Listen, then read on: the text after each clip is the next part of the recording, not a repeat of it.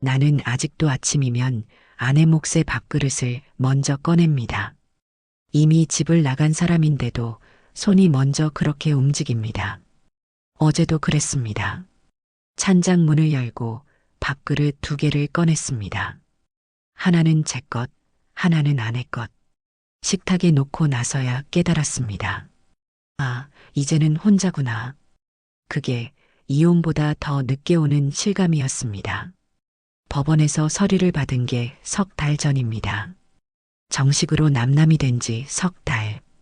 하지만 몸은 아직 모릅니다. 40년 넘게 반복한 습관은 쉽게 지워지지 않았습니다. 우리는 함께 늙는 줄 알았습니다. 하지만 알고 보니 우리는 이미 각자 다른 노후를 살고 있었습니다. 시작 전 이야기가 궁금하시다면 좋아요와 구독 부탁드려요. 나는 아직도 아침이면 아내 몫의 밥그릇을 먼저 꺼냅니다. 이미 집을 나간 사람인데도 손이 먼저 그렇게 움직입니다. 어제도 그랬습니다. 찬장 문을 열고 밥그릇 두 개를 꺼냈습니다. 하나는 제 것, 하나는 아내 것. 식탁에 놓고 나서야 깨달았습니다. 아, 이제는 혼자구나. 그게 이혼보다 더 늦게 오는 실감이었습니다. 법원에서 서류를 받은 게 석 달 전입니다. 정식으로 남남이 된 지 석 달. 하지만 몸은 아직 모릅니다. 40년 넘게 반복한 습관은 쉽게 지워지지 않았습니다. 아침 6시면 일어났습니다. 옆자리는 비어 있었습니다. 차가운 이불. 예전에는 아내가 먼저 일어나 부엌에 있었습니다. 밥 짓는 소리, 물 끓이는 소리. 그 소리를 들으며 눈을 뜨곤 했습니다. 이제는 조용합니다. 아무 소리도 들리지 않습니다. 세면장에서 세수를 하고 거울을 봤습니다. 주름진 얼굴, 흰머리, 72년을 산 얼굴이었습니다. 거울 속 제 얼굴이 낯설었습니다. 언제 이렇게 늙었을까? 부엌으로 갔습니다. 냉장고를 열었습니다. 반찬통이 몇 개 있었습니다. 아내가 떠나기 전에 만들어둔 것들이었습니다.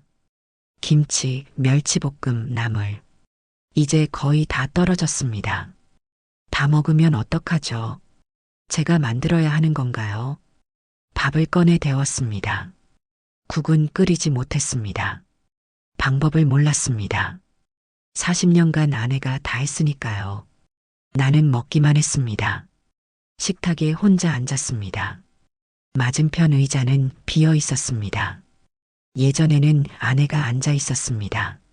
말없이 밥을 먹었지만 그래도 누군가 있었습니다. 이제는 정말 혼자였습니다. 밥을 떠서 입에 넣었습니다. 맛이 없었습니다. 밥이 나빠서가 아니었습니다. 혼자 먹으니까 맛이 없었습니다. 씹기가 힘들었습니다. 삼키기가 더 힘들었습니다. 그릇을 내려놓았습니다.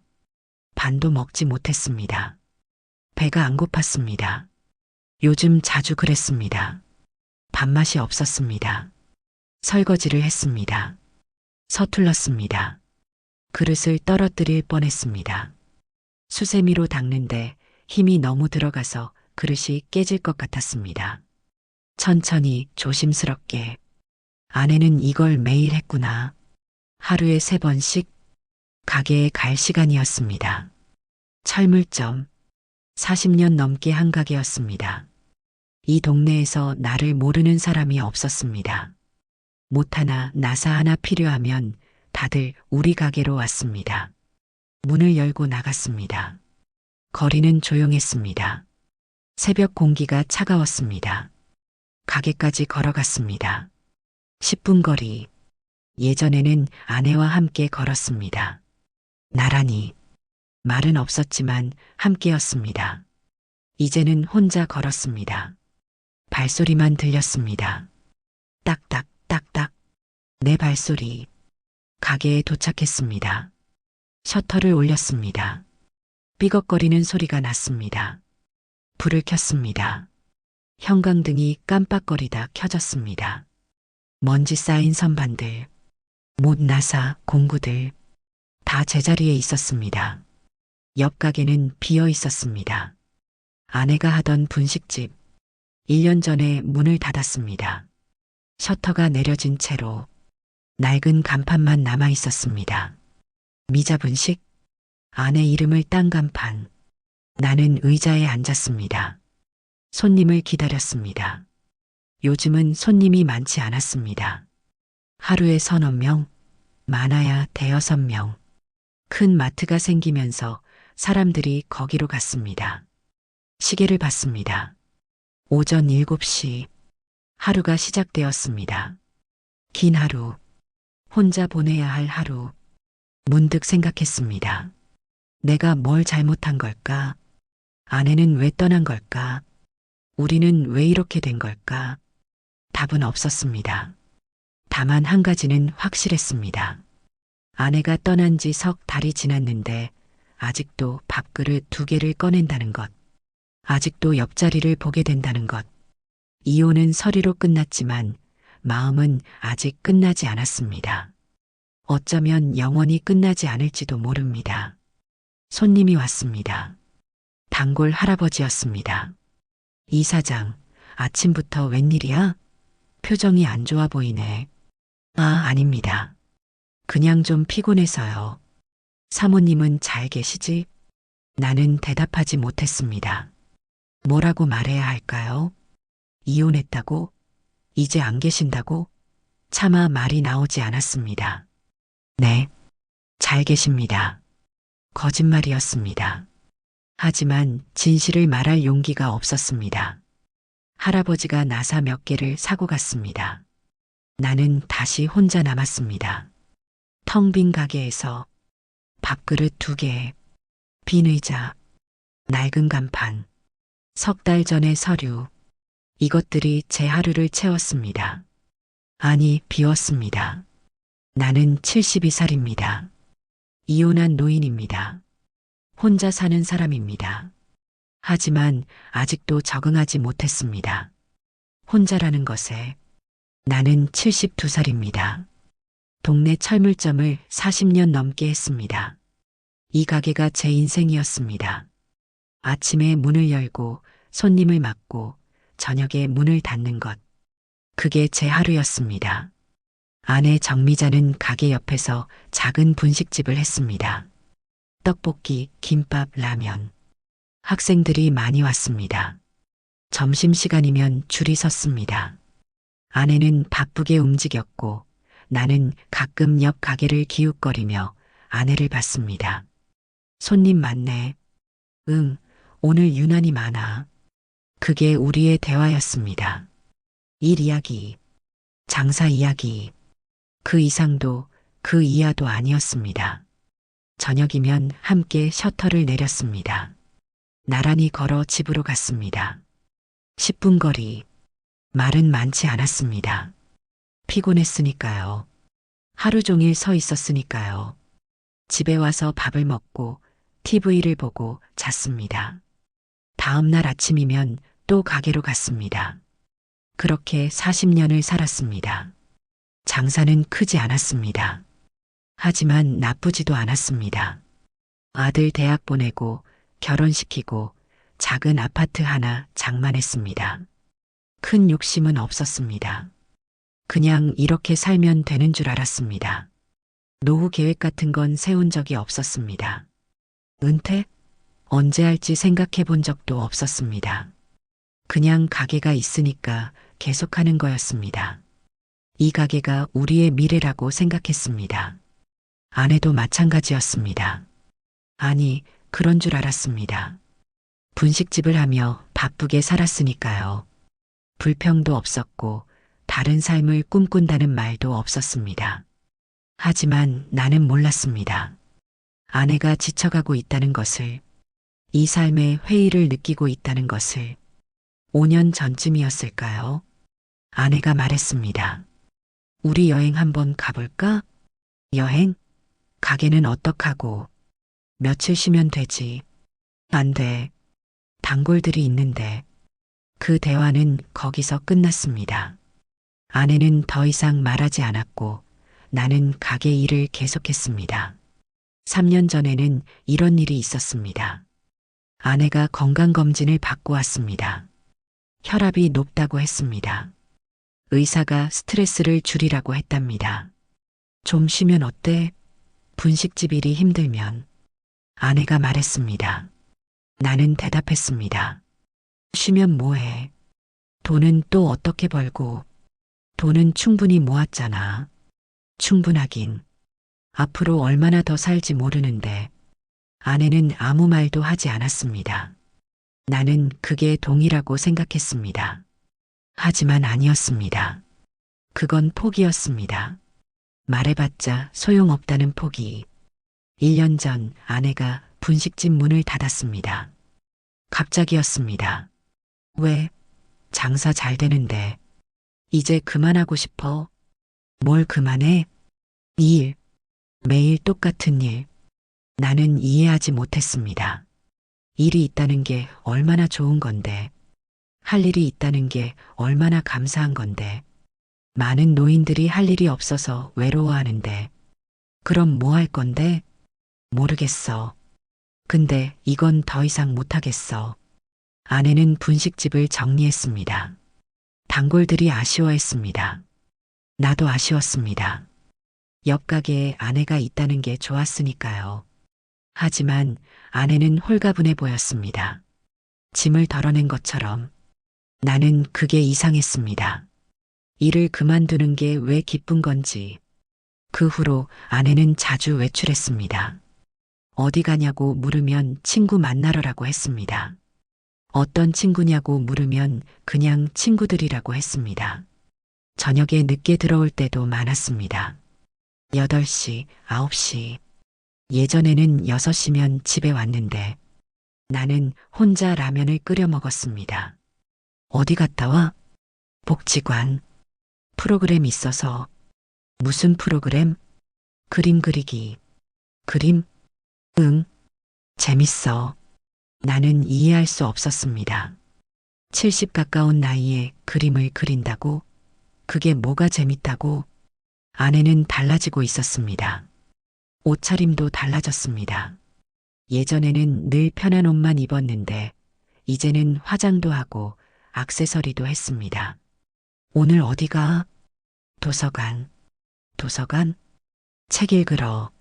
아내는 책을 읽기 시작했습니다. 소설, 에세이. 거실 테이블에 책이 쌓였습니다. 나는 한 번도 그 책을 펼쳐보지 않았습니다. 재밌어? 응, 재밌어. 뭐가 그렇게 재밌는데? 여기 나오는 사람들이 우리랑 비슷해. 나이 든 사람들 이야기야. 나는 관심이 없었습니다. 책보다는 뉴스가 낫다고 생각했습니다.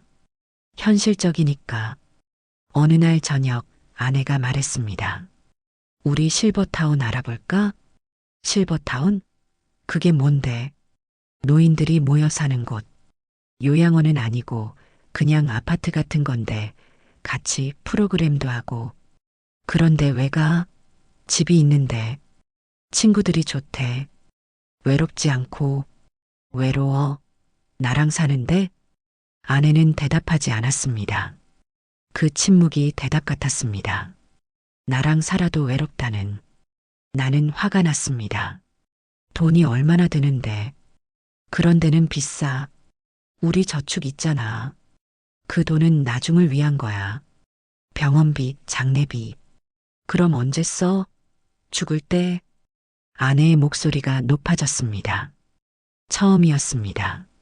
아내가 이렇게 말하는 게 살아있을 때 써야지. 지금 쓰지 않으면 언제 써? 가게는? 철물점은 어떡하고? 당신 혼자 하면 되잖아. 혼자? 응. 당신 일인데. 내가 왜 같이 해야 해? 그 말에 나는 할 말을 잃었습니다. 같이 한다고 생각했는데, 우리가 함께 사는 거라고 생각했는데, 아내는 그렇게 생각하지 않았습니다. 그날 밤 우리는 말을 하지 않았습니다. 각자 방향을 돌리고 누웠습니다. 나는 생각했습니다. 아내가 변했다고. 예전의 아내가 아니라고. 철물점 옆에서 분식집 하며 조용히 불평 없이 살던 아내. 그 아내는 어디 갔을까? 하지만 나는 몰랐습니다. 아내가 변한 게 아니라 아내의 진짜 모습이 이제야 나온 거라는 것을. 40년간 숨겨왔던 진짜 마음이. 우리는 함께 벌고, 함께 쓰고, 함께 늙는 줄 알았습니다. 하지만 아니었습니다. 우리는 같은 공간에 있었을 뿐, 같은 꿈을 꾸지 않았습니다. 같은 방향을 보지 않았습니다. 그리고 그 차이가 이제 와서 드러나기 시작했습니다. 실버타운 이야기가 나온 후 집안 분위기가 무거워졌습니다. 아내는 여전히 자주 외출했고 나는 가게에서 시간을 보냈습니다. 저녁에 마주쳐도 말이 없었습니다. 어느 날 아내가 팜플렛을 가져왔습니다. 실버타운 안내 책자였습니다. 화려한 사진들, 웃고 있는 노인들, 깨끗한 시설, 다양한 프로그램. 한 번만 봐줘. 아내가 말했습니다. 나는 팜플렛을 받았습니다. 대충 훑어봤습니다. 월 이용료가 적혀 있었습니다. 200만 원. 나는 팜플렛을 내려놓았습니다. 비싸네. 시설이 좋아서 그래. 식사도 제공하고 병원도 가깝고 집에서 해먹으면 되는데 왜 돈 내고 먹어? 매일 새끼 차리는 게 얼마나 힘든데. 그동안 잘 해왔잖아. 아내는 한숨을 쉬었습니다. 나 이제 지쳤어. 매일 밥하고 설거지하고 빨래하고. 이제 그만하고 싶어. 그럼 내가 도와줄게. 도와주는 게 아니라 당신이 해야지. 왜 내가 평생 해야 해? 나는 당황했습니다. 아내가 이렇게 직접적으로 말한 적이 없었습니다. 그러면 가사 도우미 쓰자. 그게 더 싸. 나는 여기서 사는 게 싫다고. 이 집이, 이 동네가, 이 삶이 싫어. 그 말이 가슴을 찔렀습니다. 이 삶, 우리의 삶, 40년 함께 산 삶이 싫다고. 그럼 나는? 내가 물었습니다. 아내는 잠시 망설였습니다. 같이 가면 좋겠어. 우리 둘이. 가게는 어떻게? 팔아. 팔아? 응. 이제 장사도 잘 안 되잖아. 팔고 그 돈으로 실버타운 가자. 나는 고개를 저었습니다. 가게를 판다고? 40년 해온 가게를? 이건 그냥 가게가 아니었습니다. 제 인생이었습니다. 안 돼. 왜? 이 가게가 내가 할 수 있는 유일한 거야. 다른 것도 할 수 있어. 72살에? 뭘 해? 아무것도 안 해도 돼. 그냥 살면 돼. 나는 이해할 수 없었습니다. 아무것도 안 하고 산다고? 그게 무슨 삶입니까? 사람은 일을 해야 합니다. 뭔가를 해야 합니다. 나는 못해. 가게 없이는 못 살아. 아내는 나를 보았습니다. 오래. 그 눈빛이 슬퍼 보였습니다. 그럼 어쩔 수 없네. 뭐가? 나 혼자 가야지. 혼자? 응. 당신은 여기 남고 나는 가는 거야. 나는 믿을 수 없었습니다. 혼자 간다고? 나를 두고? 그게 무슨 소리야? 부부가 따로 사냐? 이미 따로 살고 있잖아. 같은 집에 있어도. 또 그 말이었습니다. 따로 산다고. 나는 화가 났습니다. 내가 뭘 잘못했는데. 잘못한 게 아니야. 우리가 안 맞는 거야. 이제 안 맞아? 40년을 살았는데? 그래서 알았어. 안 맞는다는 걸. 아내는 팜플렛을 챙겨 들었습니다. 나는 이제 내 인생 살고 싶어. 남은 시간이 얼마 없잖아. 하고 싶은 것 하고, 가고 싶은 데 가고, 먹고 싶은 거 먹고. 그렇게 살고 싶어? 그럼 나는? 당신도 당신 인생 살면 되지. 내 인생이 이거잖아. 이 가게, 이 집. 그럼 그렇게 살아. 나는 다르게 살 거야. 아내는 방으로 들어갔습니다. 문이 닫혔습니다. 나는 거실에 혼자 남았습니다. 팜플렛이 테이블 위에 놓여 있었습니다. 나는 다시 펼쳐봤습니다. 웃는 노인들, 함께 운동하고, 함께 식사하고, 함께 웃는 모습, 행복해 보였습니다. 하지만 나는 상상할 수 없었습니다. 저기 내가 있는 모습을, 낯선 사람들과 함께 사는 것, 가게가 없는 아침, 할 일이 없는 하루. 나는 팜플렛을 접었습니다. 그리고 서랍에 넣었습니다. 보지 않으면 없는 일이 될까요? 아내의 마음도 바뀔까요? 하지만 알고 있었습니다. 이미 시작되었다는 것을. 아내의 변화가 아니라 이별이. 그날 밤 나는 잠들지 못했습니다. 아내의 말이 귓가에 맴돌았습니다. 나는 이제 내 인생 살고 싶어. 내 인생. 아내에게 내 인생이 따로 있었나요? 우리 인생이 아니라, 우리가 함께 사는 인생이 아니라, 나는 거울을 봤습니다. 72살의 얼굴, 주름진 이마, 힘없는 눈. 언제부터 이렇게 늙었을까? 언제부터 아내와 다른 길을 걷고 있었을까? 답은 없었습니다. 다만 한 가지는 확실했습니다. 아내는 이미 마음을 정했다는 것. 나와 함께하지 않기로. 그리고 나는 변할 수 없다는 것. 가게를 놓을 수 없다는 것. 이 삶을 바꿀 수 없다는 것. 그날부터 우리의 노후는 같은 방향이 아니었습니다. 아내는 새로운 삶을 향해 걸어가고 있었고 나는 제자리에 서 있었습니다. 움직일 수 없었습니다. 움직이고 싶지도 않았습니다. 변화가 두려웠습니다. 새로운 것이 무서웠습니다. 그래서 나는 익숙한 것을 붙잡았습니다. 가게, 집, 일상. 하지만 그것들을 붙잡을수록 아내는 멀어졌습니다. 아내는 하나씩 바꿔나갔습니다. 말이 아니라 행동으로. 어느 날 아내가 은행에 다녀왔습니다. 그리고 말했습니다. 통장 정리했어. 무슨 통장? 우리 저축. 반반 나눴어. 왜 갑자기? 내 돈은 내가 관리하려고. 나는 당황했습니다. 40년간 함께 모은 돈이었습니다. 공동 명의였습니다. 그런데 이제 반으로 나눈다고. 왜 상의도 없이 그래?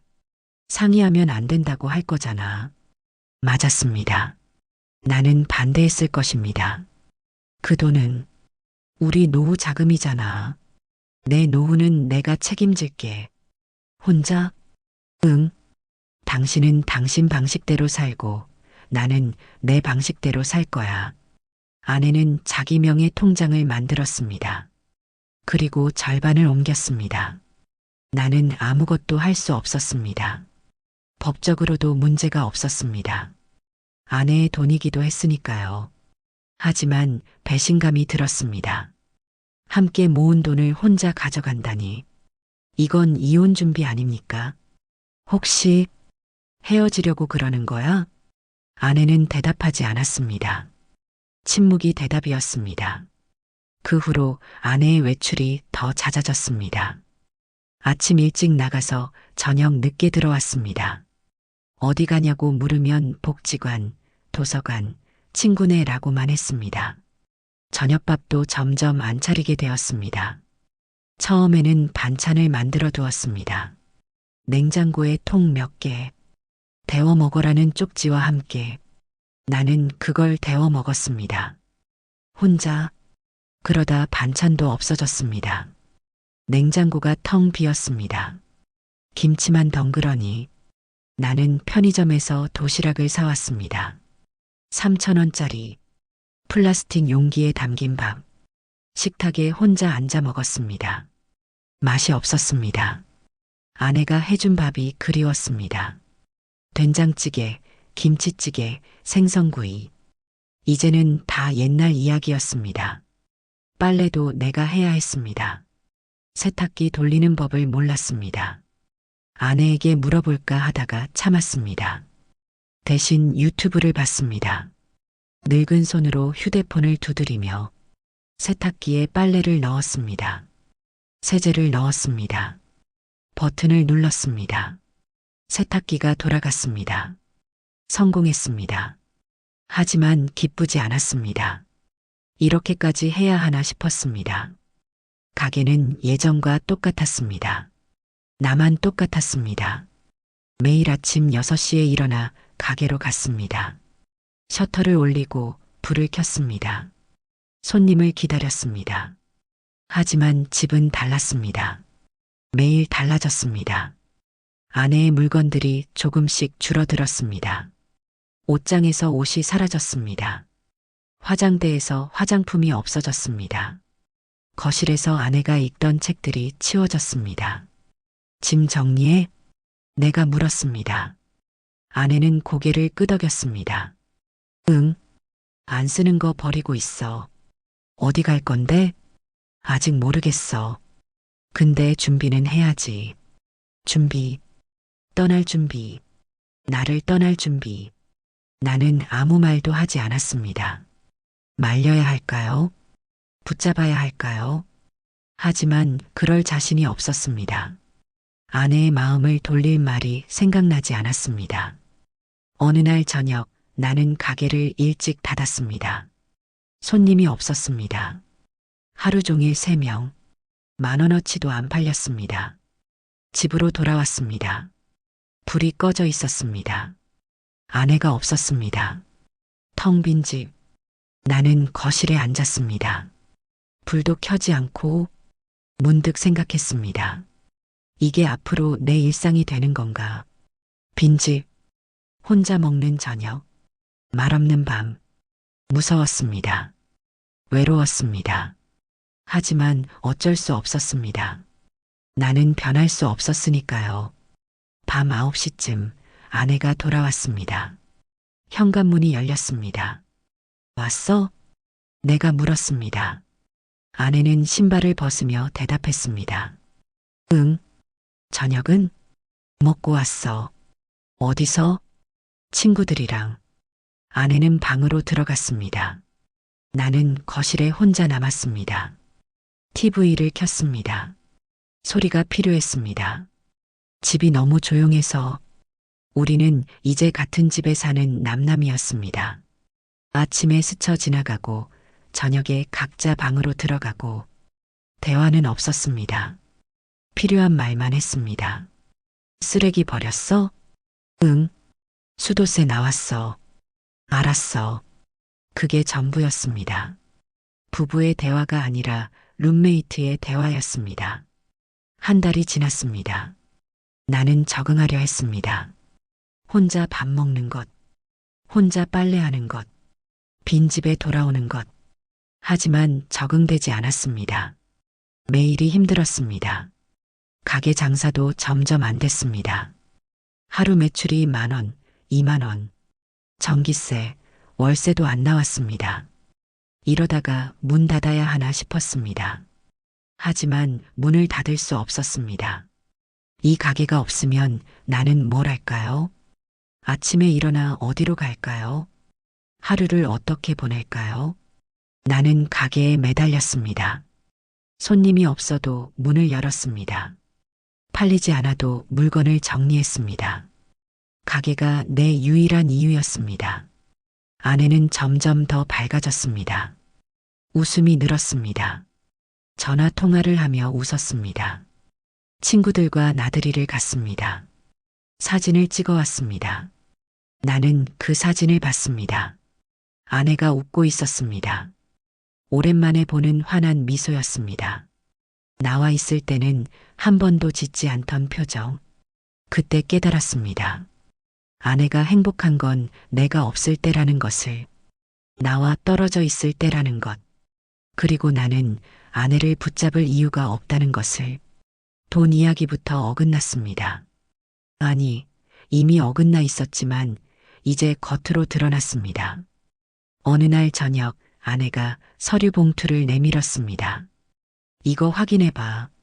뭔데? 재산 분할 정리한 거. 재산 분할. 그 단어를 듣는 순간 가슴이 철렁했습니다. 이게 무슨, 우리 집 가게 예금 다 정리했어. 반반 나눴고 왜 상의도 없이 이런 걸 해? 상의하면 또 안 된다고 할 거잖아. 나는 서류를 펼쳤습니다. 집시가, 가게 시가, 예금 잔액 전부 적혀 있었습니다. 그리고 각각 절반씩 계산되어 있었습니다. 이건 이혼 준비 아니야?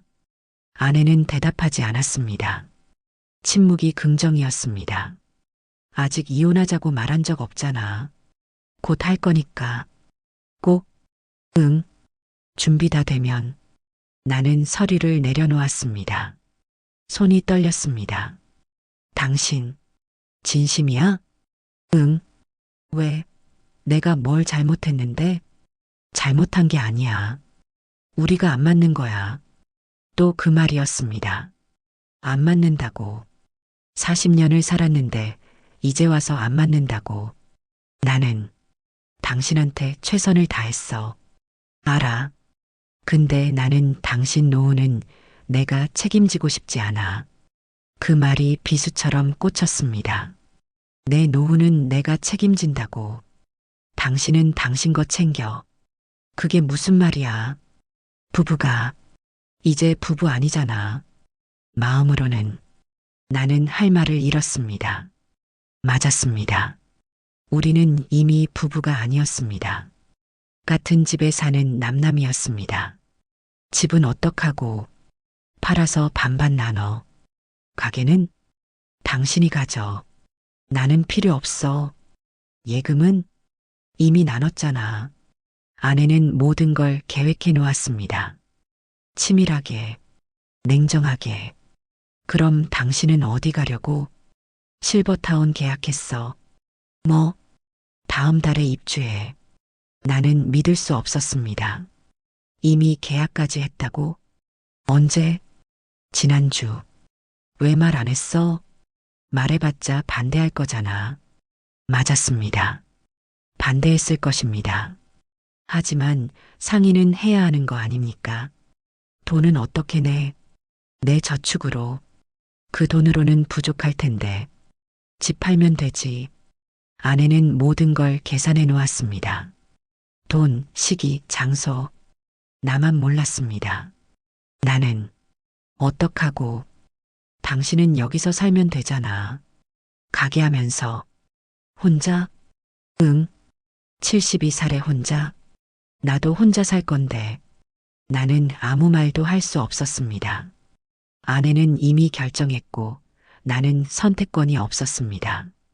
다음 날 나는 아들에게 전화했습니다. 이런 일을 말해야 하나 고민했지만 더 이상 혼자 감당할 수 없었습니다. 아빠, 무슨 일이에요? 민수야. 너희 엄마가.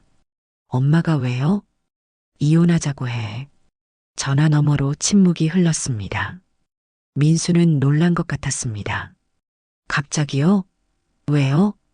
엄마가 실버타운 가고 싶대. 실버타운요? 응. 나한테는 말도 안 하고 계약했어. 그게 무슨. 나는 어떡하면 좋겠니? 말려야 할까?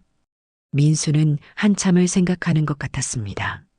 아빠, 엄마가 정말 원하는 거면 존중해 드려야 하지 않을까요? 존중? 네. 엄마도 엄마 인생이 있잖아요. 나는 당황했습니다. 아들이 아내 편을 드는 것 같았습니다. 그럼 나는? 아빠도 아빠 인생 사시면 되죠. 혼자? 외로우시면 제가 자주 갈게요. 자주. 그 말이 얼마나 공허한지 나는 알았습니다. 민수는 바쁩니다. 한 달에 한 번 오기도 어렵습니다. 알았어. 그냥 물어본 거야. 전화를 끊었습니다. 아들도 나를 이해하지 못했습니다. 아무도 이해하지 못했습니다. 가게를 놓지 못하는 마음을, 혼자 살기 두려운 마음을. 그날 밤 아내와 대화를 시도했습니다. 우리 다시 생각해보면 안 될까? 뭘? 이혼. 좀 성급한 거 아니야? 성급하지 않아. 나는 오래 생각했어. 얼마나? 몇 년. 몇 년. 나는 몰랐습니다. 아내가 몇 년 동안 이혼을 생각했다는 것을. 왜 진작 말 안 했어? 말해봤자 소용없을 것 같아서. 그래도 미안해. 근데 나 이제 못 참아. 뭘? 네 삶, 당신과의 삶. 하루하루가 답답해. 그 말이 가슴을 무너뜨렸습니다. 나와의 삶이 답답하다고. 내가 뭘 잘못했어? 잘못한 게 아니야. 우리가 원하는 게 달라. 뭐가 달라? 전부 사는 방식, 생각하는 것, 꿈꾸는 것. 아내는 방으로 들어갔습니다. 나는 거실에 혼자 남았습니다. 서류가 테이블 위에 있었습니다. 재산 분할 정리서. 나는 그것을 다시 펼쳤습니다. 숫자들이 눈에 들어왔습니다. 우리 인생이 숫자로 정리되어 있었습니다. 집, 가게, 예금. 반으로 나누면 각자 얼마. 계산되어 있었습니다. 40년이 이렇게 간단히 나눠질 수 있다는 게 슬펐습니다. 나는 알았습니다. 이제 정말 끝이라는 것을, 아내의 마음을 돌릴 수 없다는 것을, 시간 문제라는 것. 어느 날 밤 아내가 조용히 말했습니다.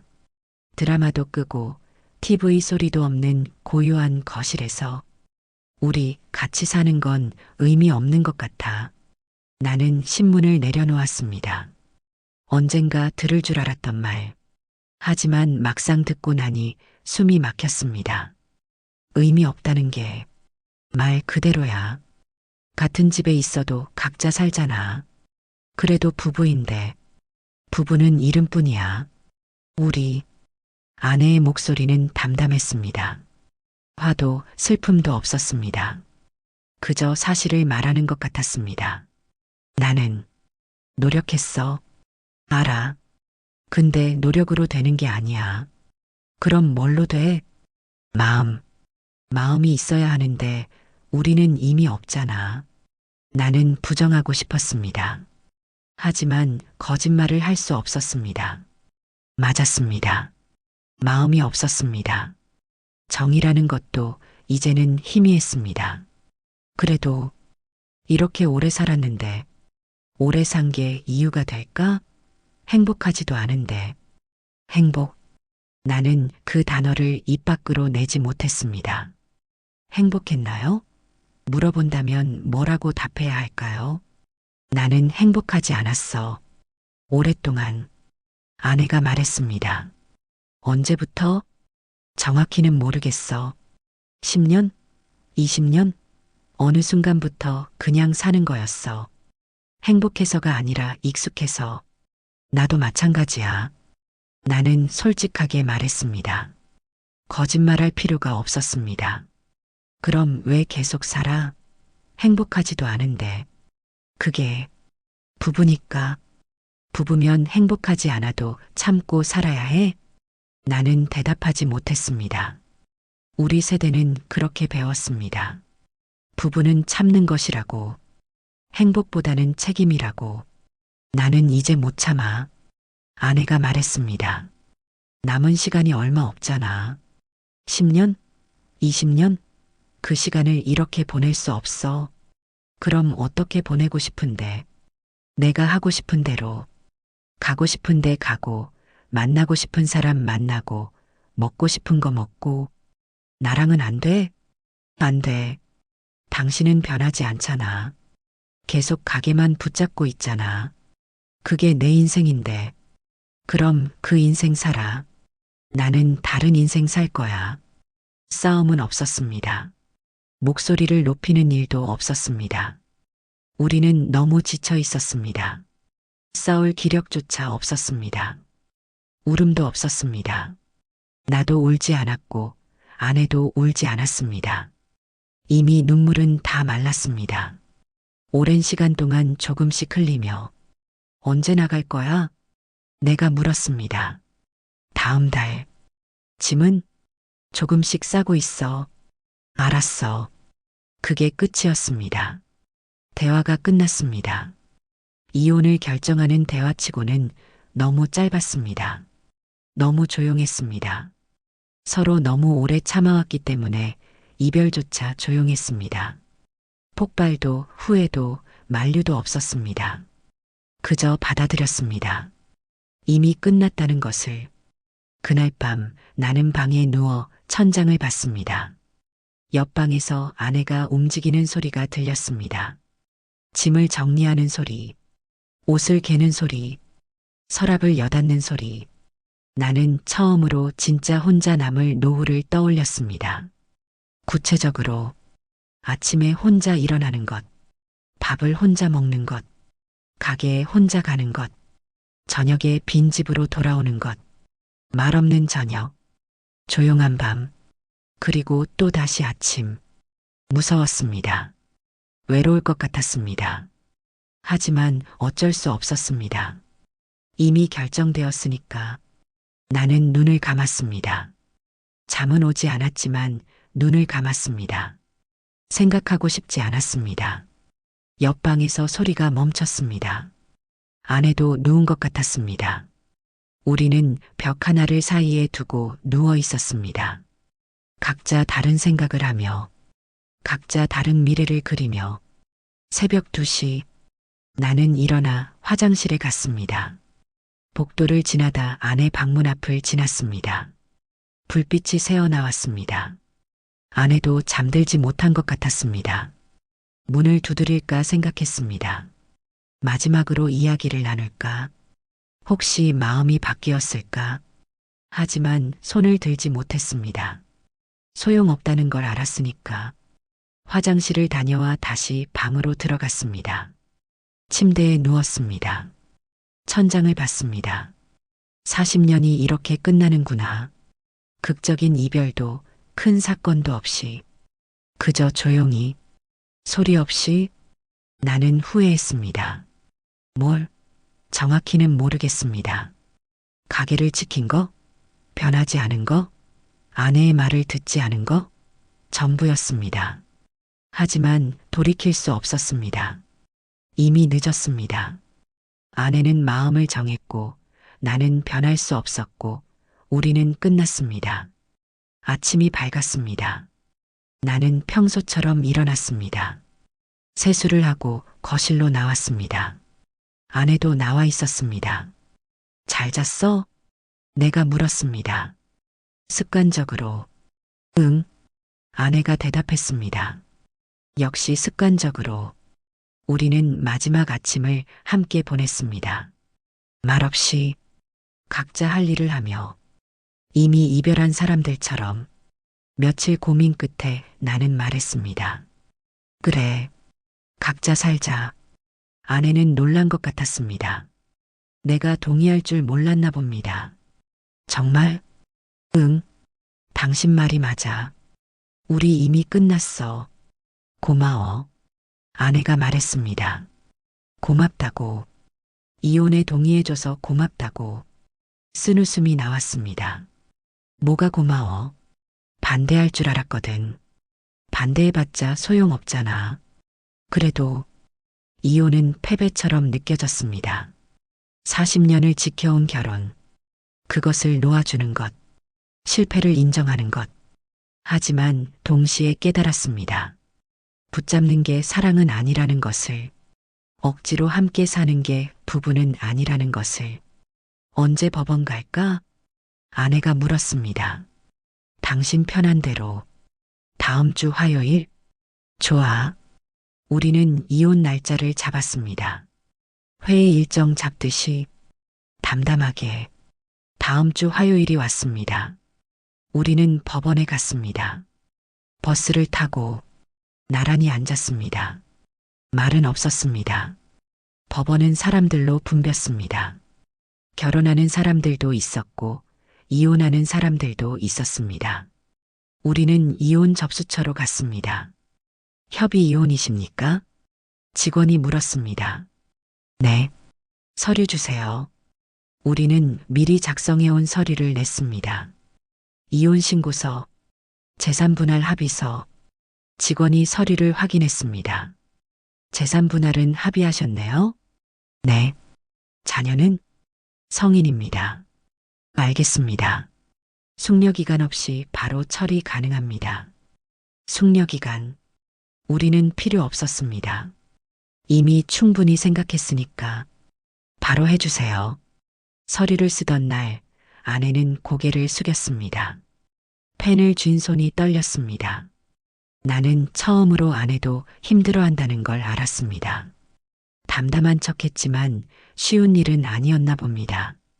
괜찮아? 내가 물었습니다. 아내는 고개를 끄덕였습니다. 응, 괜찮아. 하지만 눈가가 붉었습니다. 울고 있었습니다. 소리 없이 나도 울컥했습니다. 40년이 이렇게 끝나는구나. 이 서류 한 장으로. 미안해. 내가 말했습니다. 아내는 고개를 저었습니다. 미안할 것 없어. 우리 둘 다 최선을 다했어. 그래도 이게 맞는 거야. 우리한테 서류를 다 쓰고 제출했습니다. 직원이 도장을 찍었습니다. 그리고 말했습니다. 수리되었습니다. 이제 법적으로 남남이십니다. 남남.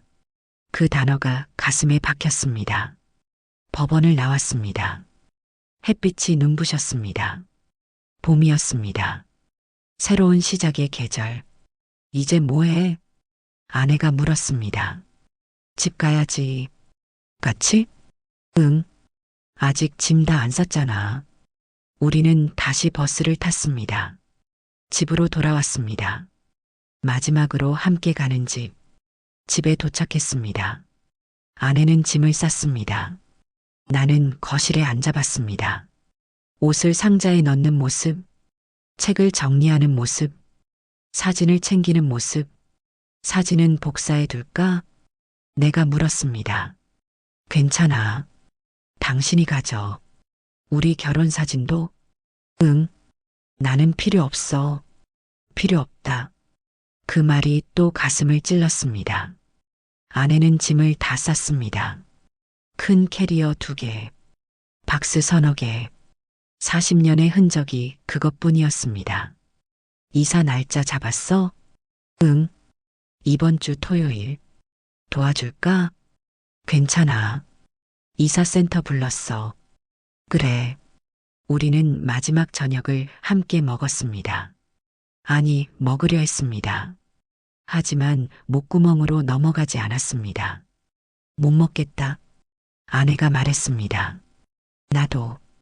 우리는 수저를 놓았습니다. 그동안 고생했어. 내가 말했습니다. 아내는 웃었습니다. 쓴웃음이었습니다. 당신도 새로운 곳에서 행복해. 당신도 건강해. 그날 밤 우리는 각자 방에서 잤습니다. 마지막 밤이었습니다. 같은 집에서 보내는 토요일이 왔습니다. 이사 트럭이 왔습니다. 짐을 실었습니다. 나는 멀리서 지켜봤습니다. 다 실었습니다. 기사가 말했습니다. 아내는 집을 둘러봤습니다. 마지막으로, 그럼, 갈게. 응. 연락할 일 있으면 해. 알았어. 아내는 트럭에 탔습니다. 트럭이 출발했습니다. 나는 손을 흔들었습니다. 아내도 흔들었습니다. 트럭이 멀어졌습니다. 모퉁이를 돌아 사라졌습니다. 나는 그 자리에 한참 서 있었습니다. 집으로 돌아왔습니다. 텅 비어 있었습니다. 아내의 흔적이 모두 사라졌습니다. 옷장도 화장대도 거실 책꽂이도 빈 공간만 남았습니다. 나는 소파에 앉았습니다. 조용했습니다. 너무 조용했습니다. 이제 진짜 혼자구나. 실감했습니다. 하지만 이상하게도 마음 한구석이 편했습니다. 아내도 이제 자유로워졌구나. 하고 싶은 것 하고 살 수 있겠구나. 그 생각에 조금 위안이 되었습니다. 그리고 나도 이제 나 혼자 살면 되는구나. 아내 눈치 보지 않고 미안해하지 않고 그저 내 방식대로. 이혼은 실패가 아니었습니다. 아니, 실패인지도 모릅니다. 하지만 동시에 솔직함이었습니다. 더 이상 못 살겠다는 솔직한 고백. 그리고 각자의 선택. 나는 창밖을 봤습니다. 해가 지고 있었습니다. 하루가 끝나고 있었습니다. 그리고 새로운 하루가 올 것입니다. 혼자 맞이하는 하루가. 지금도 가게는 열려 있습니다. 매일 아침 6시에 셔터를 올립니다. 불을 켜고 손님을 기다립니다. 예전과 똑같습니다. 다만 이제는 정말 혼자입니다. 아내는 다른 동네에서 자기 생활을 살고 있습니다. 가끔 문자가 옵니다. 안부 인사드려요. 건강하시죠? 나는 답장합니다. 응, 잘 지내. 너도 건강해. 그게 전부입니다. 한 달에 한 번쯤 아내 소식을 듣습니다. 아들을 통해서 민수가 전화해서 말합니다. 아빠, 엄마 잘 지내시대요.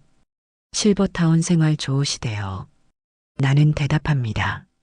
그래, 다행이네. 아내는 행복한 것 같습니다. 친구들도 많이 사귀었고, 프로그램도 참여하고, 여행도 다닌답니다. 좋은 일입니다. 진심으로. 나는 여전히 가게를 합니다. 손님이 줄었지만 문을 닫지 않습니다. 이게 내 이유니까요. 아침에 일어나는 이유, 하루를 버티는 이유. 집은 여전히 조용합니다. 혼자 밥을 먹고, 혼자 TV를 보고, 혼자 잡니다. 처음에는 힘들었습니다. 외로웠습니다. 하지만 이제는 익숙해졌습니다. 우리는 실패한 부부였을까요? 그 질문을 스스로에게 자주 합니다. 답은 모르겠습니다. 어쩌면 실패였을지도 모릅니다. 40년을 함께 살았지만 끝내 행복하지 못했으니까요. 하지만 동시에 생각합니다. 우리는 늦게서야 솔직해진 두 사람이었다고. 더 이상 못 살겠다고 말할 용기를 낸 두 사람이었다고. 많은 노부부들이 불행해도 참고 삽니다. 이혼은 창피한 일이라고 생각합니다. 나이 들어 혼자 되는 게 두렵습니다. 그래서 억지로 함께 삽니다. 서로 불행하면서도 우리는 달랐습니다. 아니, 아내가 달랐습니다. 용기를 냈습니다. 남은 인생을 자기답게 살겠다고. 나를 떠나서라도. 그것이 옳았을까요? 잘못되었을까요? 여전히 모르겠습니다. 하지만 한 가지는 압니다. 아내는 지금 행복하다는 것. 그것만으로도 의미가 있지 않을까요? 요즘 나는 생각합니다. 함께 늙는다는 건 무엇인가? 그저 같은 집에 사는 것일까요? 아니면 같은 방향을 바라보는 것일까요?